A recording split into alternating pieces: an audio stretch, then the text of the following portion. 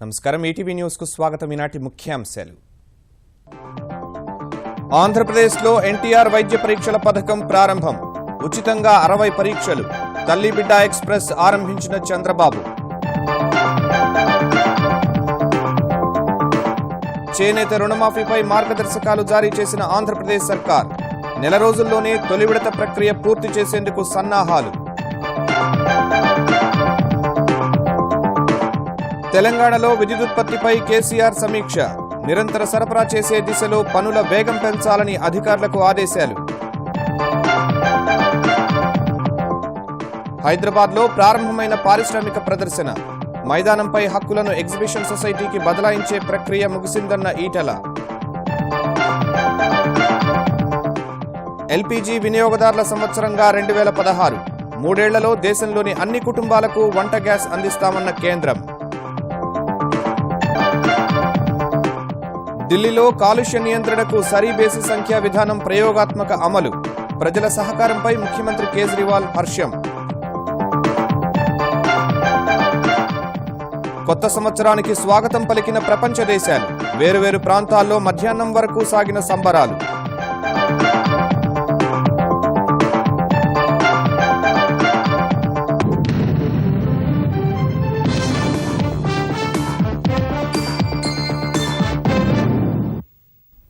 ఆంధ్రప్రదేశ్లో ప్రభుత్వ ఆసుపత్రులను ప్రైవేటు ఆసుపత్రులకు ధీటుగా తీర్చిదిద్దుతామని ముఖ్యమంత్రి చంద్రబాబు అన్నారు. పశ్చిమ గోదావరి జిల్లా ఏలూరులో వైద్యారోగ్యానికి సంబంధించి 3 కొత్త పథకాలు ప్రారంభించిన ఆయన ఎన్టీఆర్ వైద్య సేవల కోసం 900 కోట్ల రూపాయలు ఖర్చు పెడుతున్నట్టు తెలిపారు.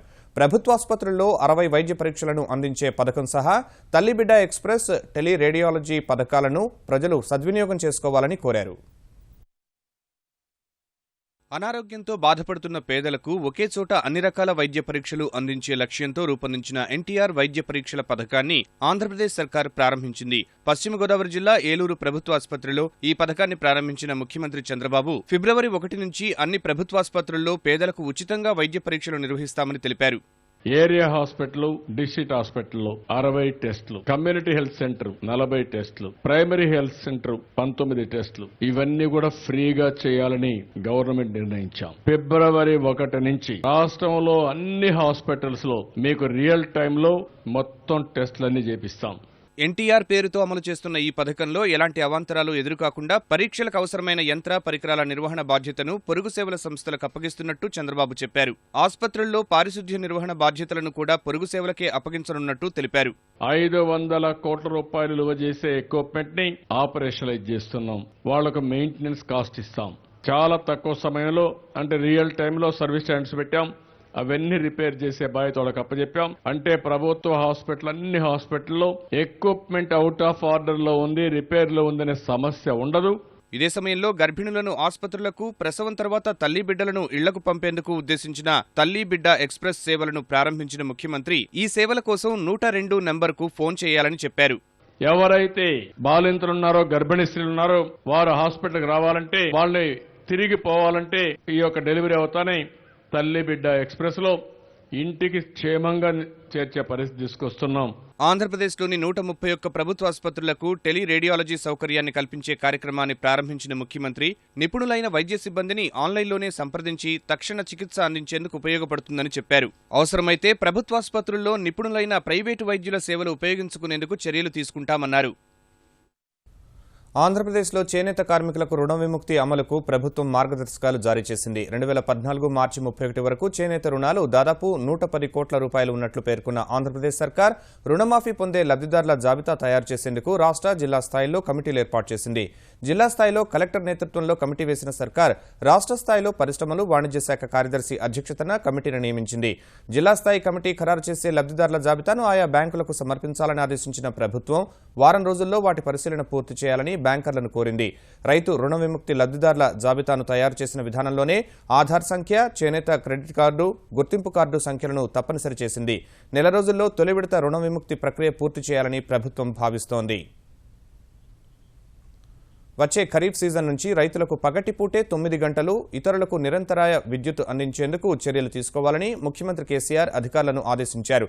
తెలంగాణలో విద్యుత్ పరిస్థితిపై సమీక్షించిన కేసీఆర్ ఈ ఏడాది చివరకు ప్రస్తుతం ఉన్న 4445 మెగావాట్ల విద్యుత్ ఉత్పత్తికి అదనంగా మరో 4600 మెగావాట్ల ఉత్పత్తి సామర్థ్యాన్ని పెంచుకునే విధంగా పనులు చేయాలని చెప్పారు. వరంగల్ జిల్లా భూపాలపల్లిలో 500 మెగావాట్ల ఉత్పత్తి కేంద్రాన్ని ఈ నెల 5న ప్రారంభించడం సహా ఏప్రిల్ నాటికి జైపూర్ నుంచి మరో 1200 మెగావాట్ల విద్యుత్ అందుబాటులోకి వస్తుందని సమావేశంలో అధికారులు కేసీఆర్కు వివరించారు. ఛత్తీస్గఢ్ నుంచి 1000 మెగావాట్ల విద్యుత్ ఈ ఏడాది చివరి నాటికి అందుతుందని, ఏప్రిల్ నాటికి 800 మెగావాట్ల సౌర విద్యుత్, ఏడాది చివరి నాటికి మరో 2000 మెగావాట్ల సౌర విద్యుత్ అందుబాటులోకి వస్తుందని వెల్లడించారు. అన్ని వివరాలను సమీక్షించిన కేసీఆర్ 2018 నాటికి 25,000 మెగావాట్ల విద్యుదుత్పత్తి లక్ష్యాన్ని సాధించే దిశలో పనిచేయాలని అధికారులను ఆదేశించారు. హైదరాబాద్లో అఖిల భారత పారిశ్రామిక ప్రదర్శనకు చెందిన 26 ఎకరాల భూమిపై పూర్తి హక్కులను ఎగ్జిబిషన్ సొసైటీకి ఇవ్వాలని తెలంగాణ ప్రభుత్వం నిర్ణయించింది. ఈ మేరకు చర్యలు చేపట్టిన ముఖ్యమంత్రి కేసీఆర్ ఏటా ప్రతిష్టాత్మకంగా జరిగే 76వ అఖిల భారత పారిశ్రామిక ప్రదర్శన నుమాయిష్ను లాంఛనంగా ప్రారంభించారు. ఈ కార్యక్రమానికి పలువురు మంత్రులు, ఎంపీలు, ఎమ్మెల్యేలు హాజరు కాగా ఫిబ్రవరి 15 వరకు జరగనున్న ఈ ప్రదర్శనలో వివిధ ప్రతిష్టాత్మక సంస్థలు తమ వస్తువుల్ని అందుబాటులో ఉంచాయి. 50 ఎకరాల సువిశాల మైదానంలో ఏర్పాటైన ఈ ప్రదర్శనను తిలకించేందుకు పలు ప్రాంతాల నుంచి ప్రజలు పెద్ద ఎత్తున తరలిరాగా పేద విద్యార్థులకు అండగా ఏఐఐఈ చేపడుతున్న చర్యలను సొసైటీ అధ్యక్షుడు, మంత్రి ఈటల రాజేందర్ కొనియాడారు. ఈ సందర్భంగా కేసీఆర్ తెలంగాణ ప్రజలకు కొత్త ఏడాది శుభాకాంక్షలు చెప్పారు. Declare that the Hyderabad exhibition is open. I congratulate the society members and the executive heartfully, and I also wish a very, very happy, prosperous new year to one and all. Corporate కాలేజీలకు దీటుగా పేద పిల్లలకి donation లేకుండా విద్యను అందిస్తున్నటువంటి ఏకైక సంస్థ కూడా మన ఎగ్జిబిషన్ సంస్థ కావడం గర్వకారణంగా ఉందని చెప్పి మనం చేస్తూ ఉన్నాం. తెలంగాణ రాష్ట్రం వచ్చిన తర్వాత గౌరవ ముఖ్యమంత్రి గారు ఈ ల్యాండ్ ఏదైతే ఉందో ఎందుకు లీజ్ పీరియడ్ కొనసాగాలి, ఇంత గొప్ప సామాజిక కర్తవ్యాన్ని నిర్వహిస్తున్న ఈ సంస్థకి హక్కులు కల్పించాలనేటువంటి సంకల్పంతో వారే స్వయంగా ఈ భూమి మీద ఎగ్జిబిషన్ సొసైటీకి పూర్తి హక్కులు కల్పించాలని చెప్పి నిర్ణయించుకొని ఆ ప్రాసెస్ అంతా కూడా పూర్తి చేయడం జరిగింది. 2016ను ఎల్పీజీ వినియోగదారుల సంవత్సరంగా కేంద్రం ప్రకటించింది. 2018 చివరి నాటికి దేశంలోని అన్ని కుటుంబాలకు ఎల్పీజీ అందించాలని లక్ష్యంగా పెట్టుకున్న కేంద్రం ఆన్లైన్లో బిల్లుల చెల్లింపు, సిలిండర్ల పంపిణీలో పారదర్శకత పెంచేందుకు చర్యలు చేపట్టనున్నట్లు వెల్లడించింది. ఈ ఏడాది వినియోగదారులకు సిలిండర్లను మరింత ఎక్కువగా అందుబాటులో ఉంచడం సహా 2016, 2017, 2018లో మరింత శుద్ధమైన గ్యాస్ను అందించేందుకు కృషి చేస్తామని చమురు శాఖ మంత్రి ధర్మేంద్ర ప్రధాన్ ఢిల్లీలో చెప్పారు. ఎల్పీజీ వినియోగదారుల సహాయార్థం హెల్ప్ లైన్ నంబర్ 1906ను ఆరంభించిన ఆయన గ్యాస్ లీకేజీ సహా ఇతర సమస్యలపై ఈ నంబర్కు ఫోన్ చేసి సాయం పొందవచ్చని పేర్కొన్నారు. ఈ నంబర్కు ఫోన్ చేస్తే సాధారణ ఛార్జీలు మాత్రమే వర్తించేలా చర్యలు చేపట్టాలని టెలికాం ఆపరేటర్లకు సూచించారు. రాయితీయేతర ఎల్పీజీ గ్యాస్ సిలిండర్ ధరను చమురు సంస్థలు ₹49.50 పెంచాయి. డిసెంబర్ 1న ఎల్పీజీ సిలిండర్ ధరను ₹61.50 పెంచిన చమురు సంస్థలు అంతర్జాతీయ పరిస్థితులను దృష్టిలో పెట్టుకుని తాజాగా మరోసారి పెంచినట్లు వెల్లడించాయి. విమాన ఇంధనం ఏటీఎఫ్ ధరను మాత్రం కిలోలీటరుకు ₹4,428 మేర తగ్గించాయి. ఫలితంగా ఏటీఎఫ్ ధర కిలోలీటరు ₹39,892కు దిగొచ్చింది. రాయితీయేతర కిరోసిన్ ధర లీటర్కు ₹5 తగ్గించాయి. చుక్కలనంటుతున్న పప్పుల ధరలను తగ్గించడం సహా ప్రజలకు అందుబాటులోకి తీసుకురావడమే లక్ష్యంగా ఇటీవల స్వాధీనం చేసుకున్న అక్రమ నిల్వలను కేంద్రం మార్కెట్లోకి విడుదల చేసింది. గురువారం వరకు 131,025 టన్నులను పలు రాష్ట్ర ప్రభుత్వాలు స్వాధీనం చేసుకోగా వేలం సహా ఇతర పద్ధతుల్లో 112,000 టన్నుల పప్పులను మార్కెట్లోకి ప్రవేశపెట్టినట్లు కేంద్రం ఓ ప్రకటనలో వెల్లడించింది. ఫలితంగా కిలో 200 వరకు పలికి ఇటీవల ₹160కు చేరుకున్న కందిపప్పు ధరలు మరింత దిగొస్తాయని కేంద్రం పేర్కొంది. దేశంలోని 14 రాష్ట్రాలు, కేంద్రపాలిత ప్రాంతాల్లో 14,726 చోట్ల దాడులు జరపగా ఒక మహారాష్ట్రలోనే 86,709 టన్నుల పప్పులు దొరికినట్లు కేంద్రం వివరించింది. దేశ రాజధాని ఢిల్లీలో వాయు కాలుష్యాన్ని తగ్గించేందుకు కేజ్రీవాల్ సర్కారు ప్రతిష్టాత్మకంగా తీసుకొచ్చిన సరీ బేసి సంఖ్య కార్ల విధానం అమల్లోకి వచ్చింది. దేశంలో తొలిసారి ప్రవేశపెట్టిన ఈ విధానంలో తొలి రోజు బేసి సంఖ్య పలకం కార్లు రోడ్లపైకి రాగా రేపు సరి సంఖ్య వాహనాలు తిరగనున్నాయి. నూతన విధానంపై నగరవాసుల నుంచి మంచి స్పందన వచ్చిందని కేజ్రీవాల్ సంతోషం వ్యక్తం చేశారు. వాహనదారుల్లో కొందరు మాత్రం ప్రత్యామ్నాయ సదుపాయాలు సరిపడినని లేవని నిరసన వ్యక్తం చేశారు. ఢిల్లీలో వాయు కాలుష్యాన్ని తగ్గించేందుకు ఉద్దేశించిన సరీ బేసి సంఖ్యల నిబంధనలు కొత్త ఏడాది తొలి రోజే అమల్లోకొచ్చాయి. దేశ రాజధానిలో ఇవాళ బేసి సంఖ్య గల కారులు, జీపులు రోడ్డెక్కాయి. పని దినాల్లో ఉదయం 8 గంటల నుంచి రాత్రి 8 గంటల వరకు ఈ సరీ బేసి సంఖ్యల విధానం అమల్లో ఉంటుంది. ఈ నిబంధనల కారణంగా ఢిల్లీ రహదారులపై వాహనాల సంఖ్య గణనీయంగా తగ్గింది. కొత్త విధానాన్ని పరిపూర్ణంగా అమలయ్యేలా చూసేందుకు ఢిల్లీ ప్రభుత్వం వేలాది పోలీసుల్ని రంగంలోకి దింపింది. ప్రజా రవాణా వ్యవస్థల్ని కూడా పటిష్టం చేసింది. రద్దీని తట్టుకునేందుకు కొత్తగా 3,000 బస్సులు నడుపుతున్నారు. మెట్రో కూడా 70 అదనపు సర్వీసుల్ని నడపనుంది. ఇవాళ సరిసంఖ్య కార్లు బయటికొస్తే నిరసన తెలియజేసేందుకు వేలాది మంది వాలంటీర్లు గులాబీ పూలతో ట్రాఫిక్ పోలీసులకు మద్దతుగా రహదారులపైకొచ్చారు. నిబంధనలు ఉల్లంఘించిన వారికి మోటార్ వాహనాల చట్టం కింద 2,000 రూపాయల జరిమానా విధించేలా ట్రాఫిక్ పోలీసుకు చెందిన 200 బృందాలు, రవాణా శాఖకు చెందిన 66 బృందాలు పనిచేస్తున్నాయి. సరీ బేసి సంఖ్యల విధానం ఒక ఉద్యమంగా మారిందన్న ముఖ్యమంత్రి అరవింద్ కేజ్రీవాల్ తన కారును మంత్రివర్గ సహచరులతో పంచుకున్నారు. दिल्ली के अंदर आज ऑड इवन काफी सक्सेसफुल रहा. दिल्ली के लोग बहुत जबरदस्त लोग हैं. उन्होंने एक बहुत ही इम्पॉसिबल सा काम करके दिखाया है और इसके सफलता के बेसिस पे मैं इस बात से कॉन्फिडेंट हो रहा हूं कि आने वाले 5 साल के अंदर दिल्ली के लोग और बहुत बड़ी बड़ी चीजें करके दिखाएंगे. दूसरी बुराइयों को भी हम सब मिलके दिल्ली के लोग निजात पाके दिखाएंगे. ప్రతి సోమవారం నుంచి శనివారం వరకు అమల్లో ఉండే ఈ విధానంపై వాహనదారుల్లో మిశ్రమ స్పందన వ్యక్తమవుతోంది. కొందరు సమర్థిస్తుండగా ఎదురయ్యే ఇబ్బందుల్ని తొలగించాలని మరికొందరు డిమాండ్ చేస్తున్నారు.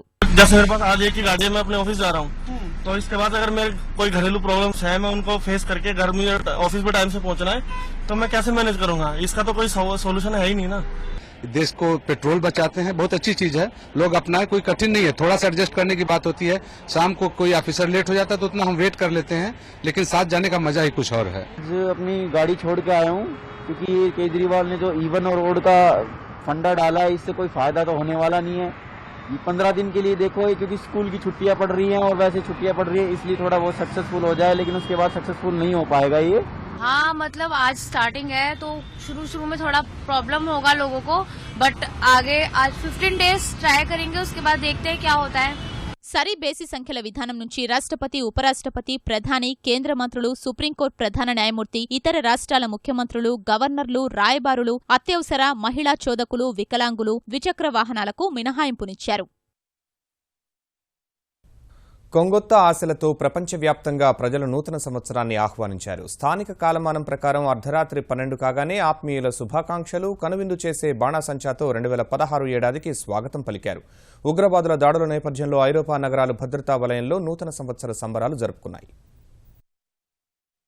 ప్రపంచవ్యాప్తంగా నూతన సంవత్సర వేడుకలు ఘనంగా జరిగాయి. ముందుగా తూర్పు దేశమైన న్యూజిలాండ్లోని ఆక్లాండ్లో మొదలైన సంబరాలు పశ్చిమ దేశమైన హొనలులులో అట్టహాసంగా ముగిశాయి. భారత్ సహా దక్షిణాసియా, పశ్చిమాసియా దేశాలు కొత్త సంవత్సరానికి స్వాగతం పలికాయి. ఇటీవల ఫ్రాన్స్లో ఉగ్రవాద దాడుల్ని దృష్టిలో పెట్టుకుని ఐరోపాలో కట్టుదిట్టమైన భద్రత మధ్య వేడుకలు జరుపుకున్నారు. ప్యారిస్లోని ప్రఖ్యాత ఆర్క్ ఆఫ్ ట్రయాంఫ్ వద్ద లేజర్ షో ఆకట్టుకుంది. భద్రతా కారణాలతో బాణసంచాను ప్రభుత్వం నిషేధించింది.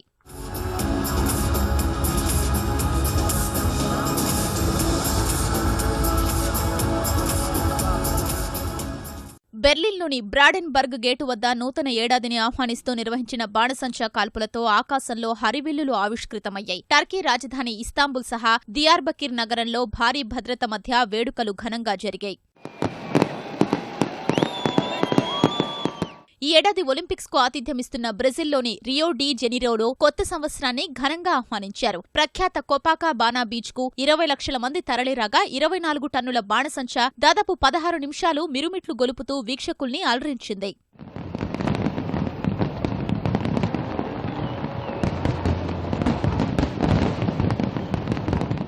అమెరికా న్యూయార్క్లోని ప్రఖ్యాత టైమ్స్ స్క్వేర్లో సుమారు 10 లక్షల మంది ప్రజలు 2016 సంవత్సరానికి స్వాగతం పలికారు.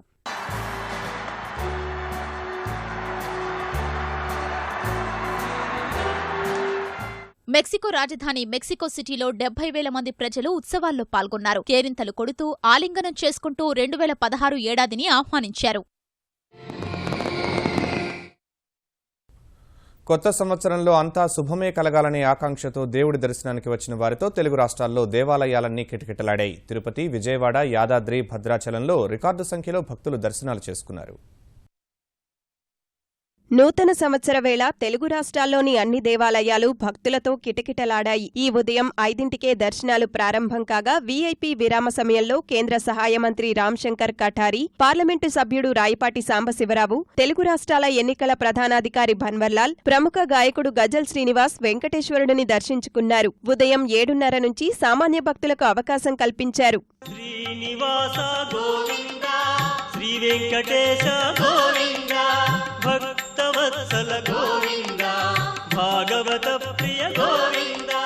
చిత్తూరు జిల్లా శ్రీకాళహస్తీశ్వరాలయంలో ఉదయం నుంచి లఘుదర్శనం అమలు చేశారు. తెలుగు రాష్ట్రాల ఎన్నికల ప్రధానాధికారి భన్వర్లాల్ సహా పలువురు ప్రముఖులు, పెద్ద సంఖ్యలో భక్తులు స్వామి, అమ్మవార్లను దర్శించుకున్నారు. విజయవాడలోని కనకదుర్గ అమ్మవారి దర్శనం కోసం భవానీ దీక్షను విరమించే భక్తులు సహా సామాన్యులు భారీ సంఖ్యలో తరలివచ్చారు.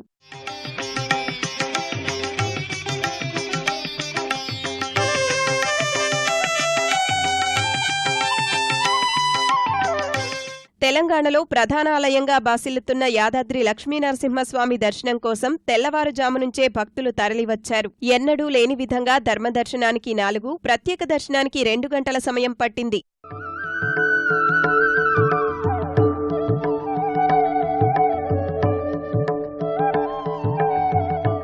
ఖమ్మం జిల్లా భద్రాచలంలో శ్రీరాముడి దర్శనం కోసం రామాలయంలో ఉదయం నుంచే భక్తులు పోటెత్తగా, కరీంనగర్ జిల్లా వేములవాడ పుణ్యక్షేత్రంలో భక్తులు పుష్కరిణిలో పుణ్యస్నానాలు ఆచరించి కోడెమొక్కులు చెల్లించుకున్నారు. వరంగల్ హన్మకొండలోని 1000 స్తంభాల గుడి, హైదరాబాద్ జూబ్లీహిల్స్ పెద్దమ్మ గుడి భక్తులతో కిటకిటలాడాయి. ముఖ్యమంత్రి చంద్రబాబు దంపతులు బెజవాడ కనకదుర్గమ్మను దర్శించుకున్నారు. ప్రజలందరినీ సుభిక్షంగా చూడాలని అమ్మవారిని ప్రార్థించారు. ఇంద్రకీలాద్రి వచ్చిన ముఖ్యమంత్రికి ఆలయ మర్యాదలతో అధికారులు, అర్చకులు స్వాగతం పలికారు. తర్వాత ముఖ్యమంత్రి దంపతులు ప్రత్యేక పూజలు నిర్వహించారు. అనంతరం అధికారులు ముఖ్యమంత్రి దంపతులకు అమ్మవారి చిత్రపటం, తీర్థప్రసాదాలను అందజేశారు. మరోవైపు నూతన సంవత్సర వేడుకలను పురస్కరించుకుని తిరుపతి తిరుమల దేవస్థానం అర్చకులు చంద్రబాబు దంపతులకు శ్రీవారి ఆశీర్వచనాలు అందజేశారు. అటు సీఎంకు కొత్త సంవత్సర శుభాకాంక్షలు అందజేసేందుకు అధికారులు, ప్రజలు, ప్రజాప్రతినిధులు పెద్ద ఎత్తున బారులు తీరారు. సాధారణ ప్రజలు కూడా సీఎంకు శుభాకాంక్షలు చెప్పేందుకు పెద్ద ఎత్తున తరలివచ్చారు.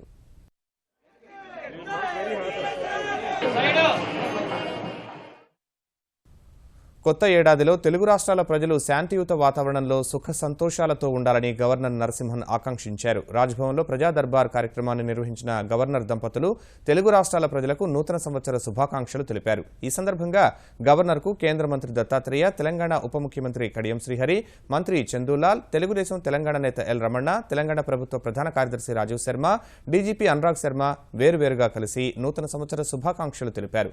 పలువురు ప్రముఖులు, చిన్నారులు, సాధారణ ప్రజలు గవర్నర్ దంపతులకు శుభాకాంక్షలు తెలిపారు.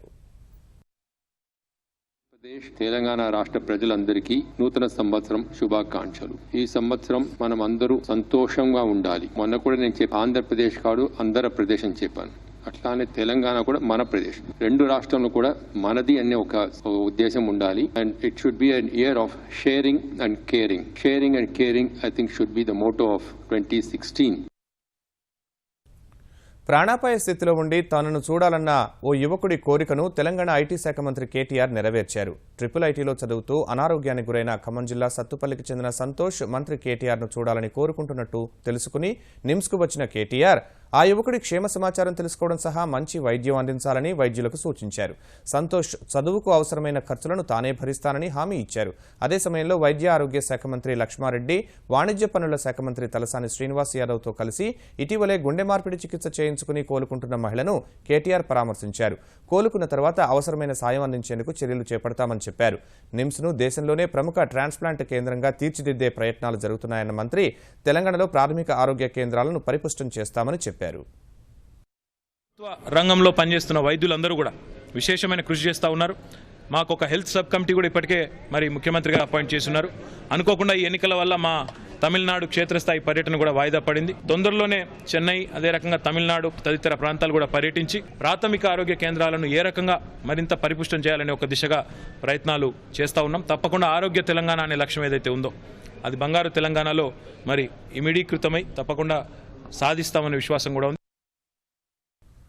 ఆసుపత్రికి వస్తే దేవాలయంలో అడుగుపెట్టామనే భావన రోగుల్లో కలగాలన్న లక్ష్యంతో బసవతారకం ఇండో అమెరికన్ క్యాన్సర్ ఆసుపత్రిని నడుపుతున్నట్టు ఆసుపత్రి చైర్మన్ సినీ నటుడు నందమూరి బాలకృష్ణ అన్నారు.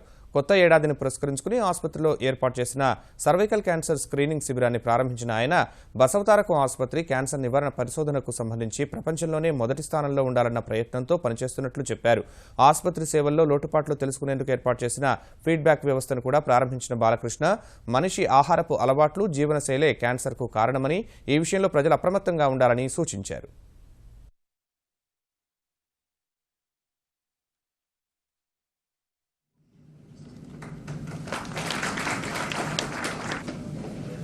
ఏ రంగంలో అయినా సరే అందరి సమిష్టి కృషి వల్లే ఫలితాలు మనం పొందగలుగుతాం. మా సినిమా రంగం అయినా సరే, అలాగే అటు రాజకీయాలైనా సరే, ఈ ప్రజాసేవ కార్యక్రమాల్లో అయినా సరే, ఇవాళ మనం చూస్తున్నాం ఈ యొక్క ఇన్సిడెన్స్ ఎంత పెరుగుతుందో ప్రతిసారి. దానికి ధీటుగా పరిజ్ఞానాన్ని కూడా పెంచుకుంటూ పద్ధతిగా దాన్ని మనం జీవన విధానాన్ని ఒక క్రమబద్ధీకరణ చేసుకోగలిగితే వీటిలన్నింటినీ కూడా మనం మన అదుపులోకి తీసుకురావచ్చు, మనల్ని మనం కాపాడుకోవచ్చు. ఆంధ్రప్రదేశ్లో సంచలనం సృష్టించిన ఆర్కిటెక్చర్ విద్యార్థిని రిష్టేశ్వరి ఆత్మహత్య కేసులో గుంటూరులోని ఆచార్య నాగార్జున విశ్వవిద్యాలయం ఆర్కిటెక్చర్ కళాశాల మాజీ ప్రిన్సిపల్ బాబురావును 4వ నిందితునిగా గుర్తిస్తూ పోలీసులు కోర్టుకు అభియోగ పత్రాలు సమర్పించారు. ఇప్పటికే ఆర్కిటెక్చర్ కళాశాలలో చదువుతున్న 3 విద్యార్థులు నిందితులుగా ఆరోపణలు ఎదుర్కొంటూ ఉండగా మాజీ ప్రిన్సిపల్ బాబురావును 4వ నిందితుడిగా చేర్చారు. ర్యాగింగ్ సంబంధిత చట్టాలే కాకుండా మరో కీలకమైన చట్టం కింద కూడా చర్యలు తీసుకోవాలని 4 రోజుల క్రితమే కోర్టుకు సమర్పించిన అభియోగ పత్రంలో పేర్కొన్నట్టు తెలుస్తోంది. ఆంధ్రప్రదేశ్ తూర్పుగోదావరి జిల్లాలోని ప్రధాన నగరం రాజమండ్రి పేరు ఇవాళ్టి నుంచి రాజమహేంద్రవరంగా మారింది. ఈ మేరకు జిల్లా కలెక్టర్ అరుణ్ కుమార్ ఉత్తర్వులు జారీ చేశారు. గత ఏడాది జులైలో జరిగిన గోదావరి పుష్కరాల వేళ రాజమండ్రి పేరును రాజమహేంద్రవరంగా మార్చాలని నిర్ణయించారు. ఈ మేరకు ప్రక్రియను ముగించి ఇవాళ కొత్త పేరును అమల్లోకి తెచ్చారు. విడదీయరాని అనుబంధం ఉన్నందునే పాకిస్తాన్ వదిలి భారత్లో స్థిరపడాలని నిర్ణయించుకున్నట్లు గాయకుడు అద్నాన్ సమీ అన్నారు.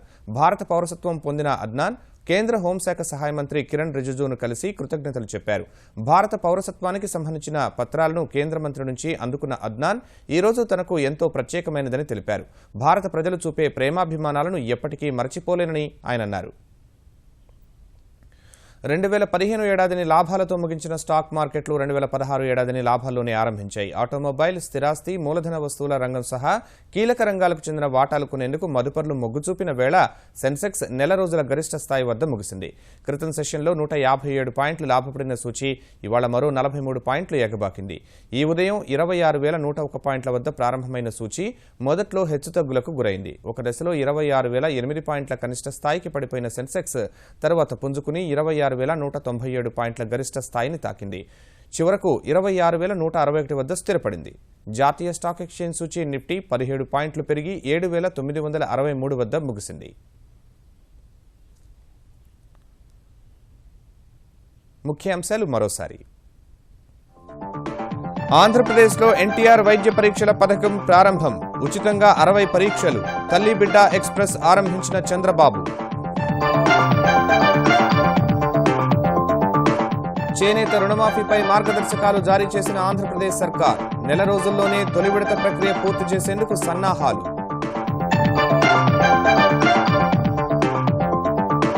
తెలంగాణలో విద్యుత్ ఉత్పత్తిపై కేసీఆర్ సమీక్ష. నిరంతర సరఫరా చేసే దిశలో పనుల వేగం పెంచాలని అధికారులకు ఆదేశాలు. హైదరాబాద్లో ప్రారంభమైన పారిశ్రామిక ప్రదర్శన. మైదానంపై హక్కులను ఎగ్జిబిషన్ సొసైటీకి బదలాయించే ప్రక్రియ ముగిసిందన్న ఈటల. ఎల్పీజీ వినియోగదారుల సంవత్సరంగా 2016. 3 ఏళ్లలో దేశంలోని అన్ని కుటుంబాలకు వంట గ్యాస్ అందిస్తామన్న కేంద్రం. ఢిల్లీలో కాలుష్య నియంత్రణకు సరీ బేసి సంఖ్యా విధానం ప్రయోగాత్మక అమలు. ప్రజల సహకారంపై ముఖ్యమంత్రి కేజ్రీవాల్ హర్షం. కొత్త సంవత్సరానికి స్వాగతం పలికిన ప్రపంచ దేశాలు. వేర్వేరు ప్రాంతాల్లో మధ్యాహ్నం వరకు సాగిన సంబరాలు.